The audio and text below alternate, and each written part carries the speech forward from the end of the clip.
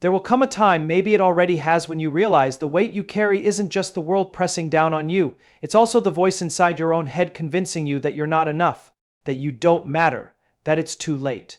And that is precisely the moment when you must decide whether you will remain a victim of your circumstances or rise despite them. You see, rising is not a moment of glory. It's not a cinematic breakthrough or some grand applause. It's quieter than that. It's when you choose to stand up straight with your shoulders back, even when you feel like collapsing. It's when you choose responsibility over comfort, truth over popularity, and structure over chaos. It's when you choose responsibility over comfort, truth over popularity, and structure over chaos. Decide that even if you did not cause the damage, it is your task to fix it. You must become the one who confronts the dragon, not because you know you'll win, but because confronting it is what forges your strength. You do not become who you are by running from pain, you become who you are by carrying it, learning from it, and refusing to let it define you.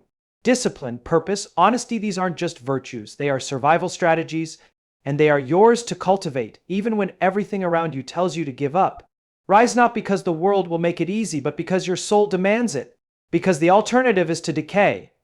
And deep down, you already know that.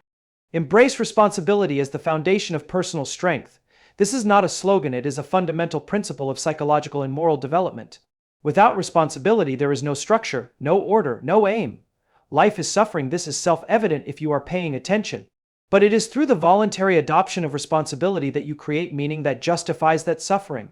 Not just in some grand, abstract way, but practically, daily, in how you move, speak, act, and choose. Responsibility begins when you decide to stop blaming others for the state of your life and start asking yourself what you can do to change it, improve it, elevate it. That act alone is transformative because it shifts the locus of control inward. It's not what happens to you that defines you, it's what you do in response. There is a profound difference between power and strength. Power is what people often chase: control, dominance, influence. But strength comes from bearing weight voluntarily. It's what emerges when you pick up the heaviest load you can carry and walk forward. And that burden must be meaningful. It's not about carrying everything, it's about identifying the precise responsibility that calls to you, that challenges you to grow, that stretches your limits without breaking your core. Maybe it's your family, maybe it's your work, maybe it's your work, maybe it's your mental health.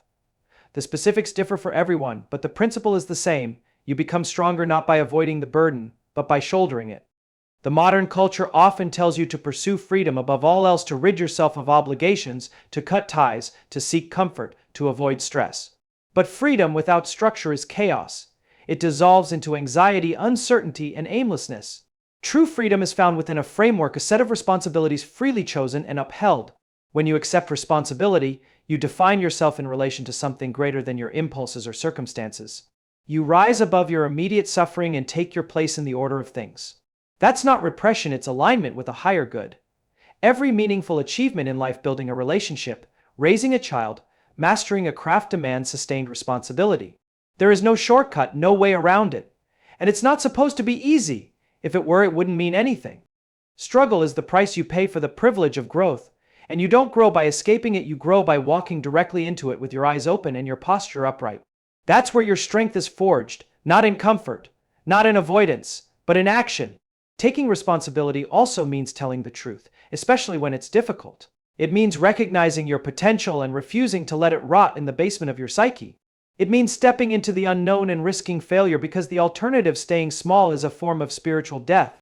Responsibility is the antidote to despair, the pathway through chaos, the backbone of character. When you take it seriously, you stop being a spectator in your life and start becoming the author of it. Responsibility is not a burden, it's the path to who you could be if you had the courage to try. Confront chaos directly to transform it into order. Chaos is not merely the absence of structure, it is the raw, unpredictable realm of potential, everything that has not yet been shaped by action or intention. It exists in your life as confusion, uncertainty, pain, and fear. It's the space you avoid, the conversation you refuse to have, the truth you keep from yourself because it unsettles you. But it is in that very space that your transformation lies. When you voluntarily step into chaos, not recklessly, but with purpose, you initiate the process of creation. You begin to form something where before there was only disorder. And in doing so, you grow. Most people try to organize their lives by staying safe, by sticking to what they know. But the boundaries of your current knowledge are exactly where you must go if you want to change. Chaos isn't the enemy. It's the test. The unknown reveals your weaknesses, yes, but also your capacity. You'll never discover how capable you are until you place yourself where you're uncertain, where the outcome is not guaranteed, where failure is possible but not fatal. That's where you learn. That's where the future is made.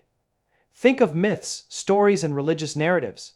Over and over, we see the same pattern. The hero leaves the safety of home, enters a dark and dangerous realm, confronts a monster or a dragon, and emerges transformed. Why do we tell that story endlessly? Because it mirrors the psychological process required for real growth. You cannot remain in your familiar place and become who you are meant to be. You must leave. You must risk. You must confront what terrifies you. That is the only way order is created from chaos. Not by avoiding the unknown, but by entering it with intention. This applies at every level of life. If your relationships are fractured, you must face the uncomfortable truths. If your career is stagnant, you must take the risk to learn or change direction. If your thoughts are chaotic, you must discipline your speech, clarify your values, and aim at something higher. The fear you feel when approaching chaos is a signal not of danger necessarily, but of opportunity, of meaning, of growth. The part of your life you least want to look at is the part most in need of your attention. That's where the potential lies. Avoiding chaos doesn't protect you, it weakens you. It lets problems grow in the dark. It erodes your confidence and robs you of agency. When you confront chaos voluntarily, you reclaim the power to shape your circumstances. You bring order not just to your surroundings but to your psyche. You discover patterns, set boundaries, define meaning. Chaos is not something to be feared, it is something to be met with courage and responsibility. It is the crucible through which strength is forged, the raw material from which you build structure, direction, and identity. Confronting it is not a single act but a continual process. A discipline of the soul, discipline and truth are essential tools for meaningful existence. Without discipline, your potential remains unformed, like a raw material never touched by the craftsman's hand. Discipline is what sharpens your capabilities, molds your identity, and gives you the ability to carry out what is necessary, even when it is uncomfortable. It is the commitment to order over chaos, action over inaction, purpose over impulse. And it's not about perfection, it's about consistency. Small, repeated acts of will that, over time, shape who you are. When you are disciplined, you are not at the mercy of every fleeting emotion or passing distraction. You are grounded in something deeper, an aim, a set of principles, a commitment to the future. But discipline without truth is hollow, because truth is what aligns your actions with reality. It is what prevents your effort from becoming misguided or corrupt. To live truthfully is to stop pretending, to stop avoiding, and to face life as it actually is, not how you wish it to be. That's painful, because it means admitting your flaws, acknowledging your failures, and recognizing where you've been complicit in your own suffering. But there's freedom in that, because only when you know where you are can you begin to move in the right direction. Lying to yourself or others distorts your path. It creates a facade that cannot hold under the weight of real life. And the longer you cling to it, the more fragile and anxious you become. The relationship between discipline and truth is reciprocal. Discipline helps you live truthfully by giving you the strength to do what is right, even when it is difficult. And truth gives your discipline direction. It tells you where to aim, what to pursue, and what to avoid. If you lie about your goals, if you deceive yourself about what matters, your discipline will serve false ends. You'll climb a ladder that's leaning against the wrong wall. You'll achieve things that don't satisfy. You'll win battles that leave you empty. But when you tell the truth, when you align your actions with what is meaningful, your discipline becomes a force of transformation. This is not easy. It takes practice. You'll fail. You'll break promises. You'll say what's convenient instead of what's true. But that doesn't mean the path is wrong. It means you're human.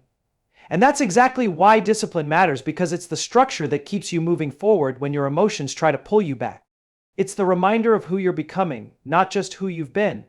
And truth is the compass. It points to what is real, what is lasting, what is worth striving for. Together, discipline and truth become the foundation of a life not just lived, but lived well. A life that matters. A life that contributes. A life that stands tall amidst the storm because it is rooted in something deeper than comfort, more enduring than pleasure, and more powerful than fear. Growth begins when you voluntarily face what you fear. Fear is not just a barrier, it's a guide. It shows you precisely where your limits are, where your unresolved pain lies, and where your greatest opportunity for transformation exists. What you fear hides what you need. The moment you feel that resistance, that inner tension telling you to run, to avoid, to delay, that is the exact place you need to go. Not recklessly, but with eyes wide open and with the courage to face what is uncomfortable. When you confront what terrifies you, you begin to understand that fear loses its grip the moment it is faced with action. It shrinks in proportion to your willingness to engage with it. And the confidence you are seeking doesn't come before the confrontation, it comes because of it. The things you avoid accumulate in the dark corners of your life. They gain strength not because they are truly unbeatable, but because your avoidance gives them power. Every time you look away from a hard conversation, a difficult task, or a painful truth, you teach your brain that fear wins. And when fear wins repeatedly, it begins to define your reality. You start to believe you are weak, that you can't handle life, that certain challenges are simply too much. But those beliefs are built on inaction. They are constructs, not facts. You are not weak, you are untested. You are not incapable, you are untrained. You haven't failed because you're broken, but because you've been running from the training ground where strength is earned. The paradox of growth is that it demands suffering, but not needless suffering, voluntary suffering. The kind that arises when you walk toward difficulty instead of away from it. There is a part of your mind that knows this. That knows deep down what you are avoiding. And that same part of you also knows what would happen if you just turned and faced it. Not all at once perhaps, but honestly and consistently, you'd grow. You'd grow. You'd learn that the person you imagined was strong enough to get through anything. That person isn't a fantasy. That person is you, waiting on the other side of fear. People often wait for courage to act, but action precedes courage. You act and then you become courageous. You step into discomfort and your capacity expands. And it doesn't happen in some giant, dramatic moment. It happens in quiet decisions, saying what you actually think, setting a boundary, trying something new and risking failure. Each time you choose to do the hard thing, you grow not just in skill or knowledge, but in identity. You become someone who can handle life, someone who can stand upright in the face of pressure and not collapse, someone who can be trusted not just by others, but by yourself. Facing fear is the price of freedom. Avoidance is comfortable, but it is temporary. The longer you wait, the heavier the burden becomes. The harder it gets to even look at what you've been avoiding. You must aim upward, even when burdened by suffering. Life is not fair, and it was never promised to be. You will suffer. You will encounter loss, betrayal, rejection, and failure. These are not exceptions, they are conditions of existence. But in the midst of that suffering, you are not powerless. You have a choice, and that choice is fundamental. You can allow the suffering to corrupt you, to turn you bitter, resentful, and weak, or you can use it as fuel. You can aim upward, not despite the suffering, but because of it. That upward aim gives meaning to the pain. It transforms suffering from something merely endured into something that sharpens you, strengthens you, prepares you. To aim upward means to strive toward the highest ideal you can conceive of, even if you're unsure you can reach it. It is the process of voluntarily taking on the responsibility to move forward when everything around you tells you to give up. It is lifting your eyes from the ground and fixing them on something greater than yourself, something noble, something worth the struggle. And it's not abstract. It manifests in the daily decisions you make, telling the truth when it's easier to lie, showing up when it's easier to hide, giving your best when no one is watching. These actions are not small, they are the bricks with which you build a meaningful life. Most people respond to suffering by looking down, by retreating inward, by blaming the world. But that only deepens the despair. It reinforces helplessness. To aim upward is to resist that gravitational pull. It is an act of defiance against the chaos and pain of life, and it requires effort, real, conscious, repeated effort. No one drifts upward by accident. You must choose to aim, and that choice must be made again and again, especially on the days when you feel like you have nothing left to give. Especially when your mind tells you that it's pointless, because that is precisely the moment your aim matters most. When you aim upward, you are not pretending the pain doesn't exist. You are acknowledging it fully and refusing to let it dictate the direction of your soul. You recognize that you cannot always control what happens to you, but you can control how you respond. And that response is everything. It defines the difference between victimhood and strength, between despair and meaning. Even in the darkest moments, there is a part of you that knows what the right thing to do is. That voice may be quiet, but it is there, calling you to rise, to act, to persist. That is your upward aim, and it must become your guide. Aiming upward also changes your posture physically and spiritually. You stop shrinking, you take responsibility, you find something to stand for, and in doing so, you not only survive suffering, you redeem it. You turn the very thing that threatened to destroy you into the catalyst for who you could become.